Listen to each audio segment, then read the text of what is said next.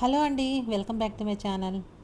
ఈరోజు మన ఛానల్లో అందరికీ ఎంతో ఇష్టమైన సాంప్రదాయకమైన వంటకం కమ్మటి మినప సున్నుండలు ఎలా తయారు చేసుకోవాలో చూడబోతున్నాం. సున్నుండలు అనగానే మనం చిన్నతనం అమ్మమ్మలు నానమ్మలు చేసి పెట్టిన జ్ఞాపకాలు గుర్తొస్తున్నాయి కదూ. కడాయి స్టవ్ మీద పెట్టుకొని అందులో 1 కేజీ వరకు మినపప్పును వేసుకొని బాగా దోరగా వేయించుకోవాలి. మినపప్పుని మనం వేయించేటప్పుడు స్టవ్ని ఎప్పుడు మనం మీడియం ఫ్లేమ్లోనే ఉంచుకోవాలి. మినప సున్నుండలు కేవలం రుచికి మాత్రమే కాదండి, ఆరోగ్యానికి కూడా చాలా మంచిది. ముఖ్యంగా ఎదిగే పిల్లలకి, ఆడవాళ్ళకి ఇది ఒక అద్భుతమైన బలాన్నిచ్చే లడ్డు అంటే నమ్మండి. పక్కా కొలతలతోటి 2 రకాలుగా ఎలా చేసుకోవాలో ఈ వీడియోలో వివరంగా చూసేద్దాము. వీడియోని ఎక్కడ స్కిప్ చేయకుండా చివరి వరకు చూడండి. మినపప్పుని బాగా దోరగా గోల్డెన్ బ్రౌన్ కలర్ వచ్చేంత వరకు వేయించుకున్న తర్వాత తీసి పక్కన పెట్టి చల్లార్చుకోవాలి. ఇప్పుడు ఒక మిక్సీ జార్ తీసుకొని అందులోకి 1/2 కేజీ చక్కెరని వేసుకొని అందులో ఒక 7-8 యాలకులను కూడా వేసుకొని ఇలా పొడి చేసుకోవాలి. మినప్పప్పు వేయించాలంటే చాలా ఓపిక ఉండాలండి. ఇవి తొందరగా వేగవు. అలా అని మనం హై ఫ్లేమ్లో పెట్టి వేయించుకోకూడదు. దోరగా మీడియం ఫ్లేమ్లో పెట్టుకొని వేయించుకోవాలి. ఎంత ఓపికగా వేయిస్తే సున్నుండలు అంతటి కమ్మటి వాసనతో రుచిగా వస్తాయి.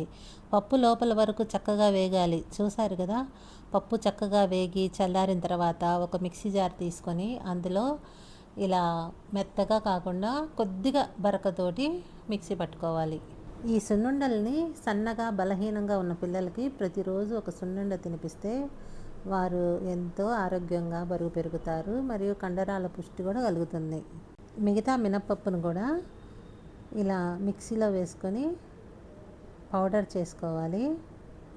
మనం మిక్సీ పట్టిన మినపప్పు పొడిని, చక్కెర పొడిని రెండింటిని ఒక దాంట్లో వేసుకొని ఒక వెడల్పాటి గిన్నెలో వేసుకొని కలుపుకోవాలి. చేత్తో కానీ స్పూన్తో కానీ ఇలా తీసుకొని 2 బాగా కలిసిపోయేటట్టు కలుపుకోవాలి. ఇలా బాగా కలుపుకున్న మిశ్రమాన్ని మనం ఎక్కువగా ఉంది అనుకుంటే నెయ్యి కలపకముందే మిగతా పొడిని ఒక ఎయిర్ టైట్ కంటైనర్లో వేసుకొని స్టోర్ చేసుకోవచ్చండి. ఇది ఎన్ని రోజులైనా నిల్వ ఉంటుంది. పిల్లలు అడిగినప్పుడు అప్పటికప్పుడు నెయ్యి వేసి ఫ్రెష్గా లడ్డూలు కూడా చేసి ఇవ్వచ్చు. చూసారు కదా, ఈ 2 పొళ్ళు బాగా కలిసిపోయినాయి.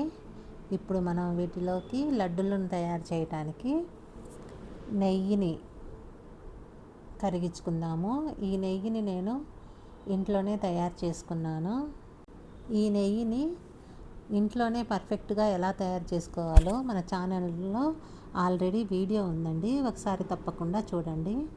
ఒక వెడల్పాటి గిన్నెలో మనం గ్రైండ్ చేసి పెట్టుకున్న మినపప్పు పొడిని మనకు కావాల్సినంత క్వాంటిటీలో తీసుకున్న తర్వాత ఆ రెండింటిని వేసి బాగా కలుపుకున్నాం కదా. ఈ కలిపిన మిశ్రమంలో కరిగించిన వేడి నెయ్యిని కొద్దిగా పోసుకుంటూ కలుపుకోవాలండి. నెయ్యి అంతా ఒకేసారి పోయకూడదు. లడ్డు చుట్టడానికి వీలుగా ఉండేంత వరకు నెయ్యిని వేసుకుంటూ చేత్తో బాగా ఒత్తుకుంటూ లడ్డూలు చుట్టుకోవాలి. మొదటిసారిగా నా ఛానల్ని చూస్తున్నట్లయితే సబ్స్క్రైబ్ చేసుకోండి. సబ్స్క్రైబ్ చేసుకొని బెల్ ఐకాన్ని క్లిక్ చేయటం మాత్రం మర్చిపోకండి. ఈ సున్నుండల్ని ఆడపిల్లలకైతే పుష్పావతి అయినప్పుడు ఇస్తూ ఉంటారండి, చాలా ఎక్కువగా ఇస్తుంటారు. మినపపిండివి, నువ్వుల ఉండలు అలాంటివి.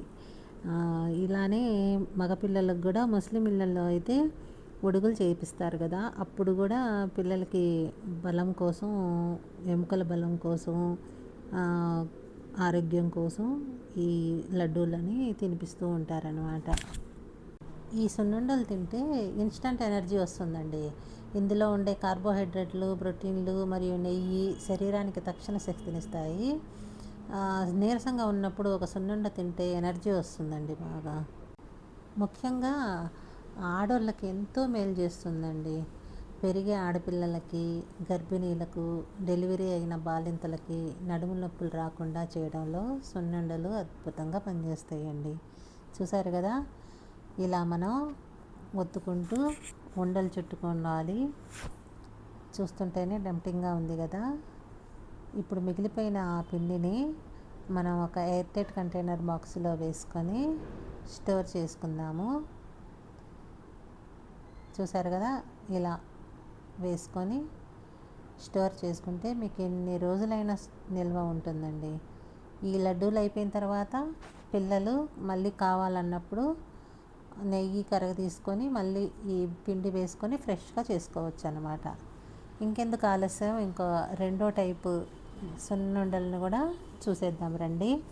ఇందుకు గాను ముందుగా బాదం, జీడిపప్పు, పిస్తా పలుకులను కొద్దిగా దూరగా వేయించుకొని చల్లార్చి ఒక మిక్సీ జార్లో అక్కా ముక్కగా మిక్సీ పట్టుకోవాలి. డ్రై ఫ్రూట్స్ నచ్చే వారికి ఈ లడ్డూలు చాలా బాగా నచ్చుతాయండి. తినేటప్పుడు అక్కడక్కడ డ్రై ఫ్రూట్స్ ముక్కలు తగులుతూ భలే రుచిగా ఉంటాయి. చూసారు కదా, జీడిపప్పు, బాదం పప్పులను, పిస్తా పప్పులను ఇలా అక్కా ముక్కగా గ్రైండ్ చేసుకొని ఇప్పుడు మనం ముందుగానే పొడి చేసి పెట్టుకున్న మినప్పప్పు, చక్కెర పొడిలో ఈ మిశ్రమాన్ని వేసి బాగా కలుపుకోవాలి. ఇందాక మనం చక్కెరని, మినపప్పుని ఎలా కలిపామో అలానే బాగా కలుపుకోవాలి. ఈ డ్రై ఫ్రూట్స్ లడ్డు చేసేటప్పుడు మాత్రం ఎప్పటికప్పుడు ఫ్రెష్గానే చేసుకోవాలండి. ఎందుకంటే వేయించిన జీడిపప్పులు అవి మెత్తపడిపోతాయి కాబట్టి జీడిపప్పులతో, డ్రై ఫ్రూట్స్తో ఇలా చేసేటప్పుడు మాత్రం ఎప్పటికప్పుడు అలా చేసుకోండి. ఇవి డ్రై ఫ్రూట్స్ లేకుండా చేసుకునేటివి మాత్రం మనం ఎప్పుడైనా తయారు చేసుకోవచ్చు పిండి ఉంటే. ఇందాక మొదటి విధానంలో మనం ఎలాగైతే కావలసినంత నెయ్యిని మాత్రమే వేసుకొని ఉండలు చుట్టుకున్నామో అదే పద్ధతిలో వీటికి కూడా కొద్ది కొద్దిగా నెయ్యి వేసుకుంటూ, ఎక్కువ వేసుకోకుండా ఇలా చిన్నగా ఒత్తుకుంటూ ఉండలు చుట్టుకోవాలి. మినప్పప్పులో కాల్షియం, ఫాస్ఫరస్, పొటాషియం, ఐరన్ పుష్కలంగా ఉంటాయి కాబట్టి ఇవి మన ఎముకల్ని, కీళ్ళని బలంగా ఉంచుతాయి. మినపప్పులో ఉండే పీచు పదార్థం జీర్ణక్రియని మెరుగుపరుస్తుంది కాబట్టి మలబద్ధకం సమస్య కూడా ఉండదన్నమాట. మినప సున్నుండలు కేవలం రుచికరమైన స్వీట్ మాత్రమే కాదండి, ఇందులో ఎన్నో ఆరోగ్యమైన ప్రయోజనాలు కూడా ఉన్నాయి అన్నమాట. చూశారు కదా, ఉండలు ఇలా ఒత్తుకుంటూ చిన్నగా చేసుకోవాలి. అక్కడక్కడ డ్రై ఫ్రూట్స్ కనిపిస్తూ బాగుంటాయి, పిల్లలకి కూడా టెంప్టింగ్గా ఉంటాయి అన్నమాట. బయట పిల్లలు తినే స్నాక్స్, జంక్ ఫుడ్ నుంచి ఈ పిల్లలకి ఇలా చేసి పెడితే చక్కగా ఆరోగ్యంగా బలంగా పెరుగుతారు. చూశారు కదా ఫ్రెండ్స్, ఎంతో టేస్టీగా, హెల్తీగా ఉండే 2 రకాల సున్నుండలు ఎలా తయారు చేసుకోవాలో చూసేసాం కదా. మరి ఇంకెందుకు ఆలస్యం, మీరు కూడా ఈ కొలతలతో ఇంట్లో ట్రై చేసి మీ పిల్లలకి, కుటుంబ సభ్యులకి తినిపించండి. మరి ఈ 2 రకాల సున్నుండల్లో మీకు ఏ టైప్ సున్నుండలు ఇష్టమో కింద కామెంట్ సెక్షన్లో నాతో షేర్ చేసుకోండి. ఈ వీడియో మీకు నచ్చినట్లయితే తప్పకుండా లైక్ చేయండి, మీ ఫ్రెండ్స్ అందరికీ షేర్ చేయండి. ఇలాంటి మరెన్నో మంచి వంటకాల కోసం మన ఛానల్ని సబ్స్క్రైబ్ చేసుకోవడం మర్చిపోకండి. Thank you for watching.